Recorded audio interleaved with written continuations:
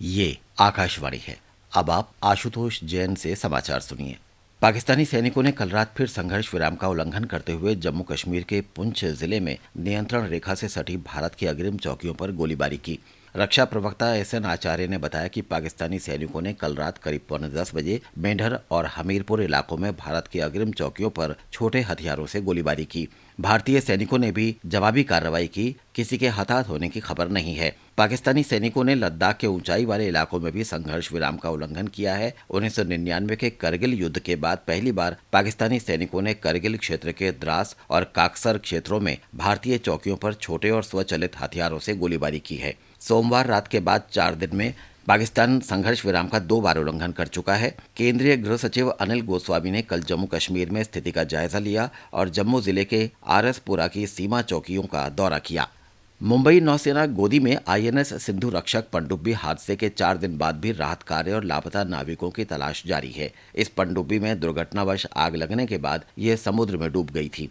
नौसेना ने 5 नाविकों के शव निकाल लिए हैं। 13 नाविक लापता हैं।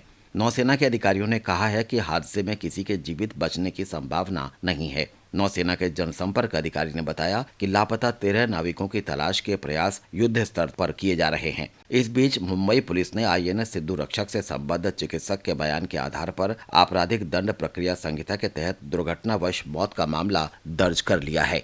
सरकार ने कुशल श्रम शक्ति के लिए रोजगार जुटाने के उद्देश्य से नई रोजगार योजना शुरू की है। वित्त मंत्री पी चिदम्बरम ने कल नई दिल्ली में एक समारोह में राष्ट्रीय कौशल प्रमाणन तथा नकद सहायता योजना का शुभारंभ किया। इस योजना से अगले 12 महीनों में 10 लाख रोजगार जुटने की आशा है। वित्त मंत्री ने इस अवसर पर कहा कि वर्ष 2004-05 और 2009-10 के बीच देश में 2 करोड़ रोजगार जुटाए गए। उन्होंने कहा कि बेरोजगारी 8.3% से घटकर 6.6% पर आ गई।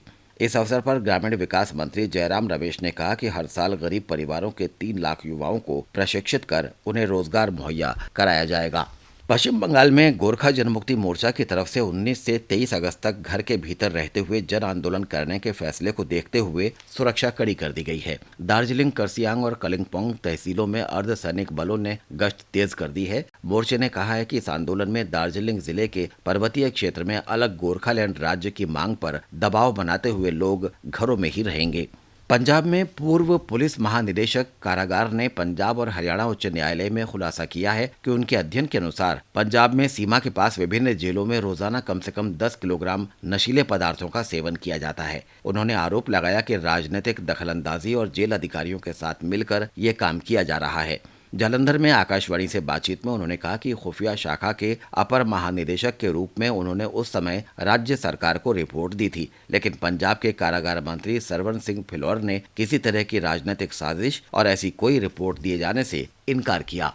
उत्तर प्रदेश में निलंबित आईएएस अधिकारी दुर्गा शक्ति नागपाल ने राज्य सरकार के समक्ष अपना जवाब दाखिल कर दिया है। श्रीमती नागपाल ने अपने जवाब में खुद को बेगुनाह बताया है। उन्हें नोएडा में एक धार्मिक स्थल की दीवार गिराने के आरोप में 27 जुलाई को उत्तर प्रदेश सरकार ने गौतम बुद्ध नगर की एसडीएम के पद से निलंबित कर दिया था। हमारे संवाददाता ने आधिकारिक सूत्रों के हवाले से बताया है कि श्रीमती नागपाल ने अपने जवाब में कहा है कि उनकी कार्रवाई नियम और उच्चतम न्यायालय के निर्देश के मुताबिक थी।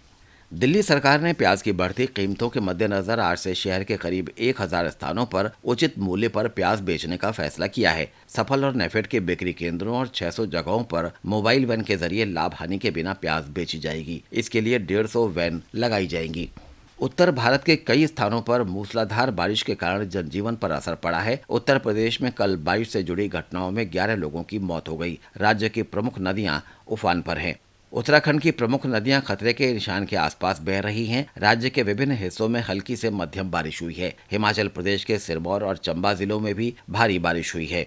जम्मू क्षेत्र में कल बाढ़ और मकान ढहने की घटनाओं में 4 लोगों की मौत हो गई। जम्मू कश्मीर सरकार ने राज्य में अलर्ट जारी किया है। इसके साथ ही ये समाचार बुलेटिन समाप्त हुआ।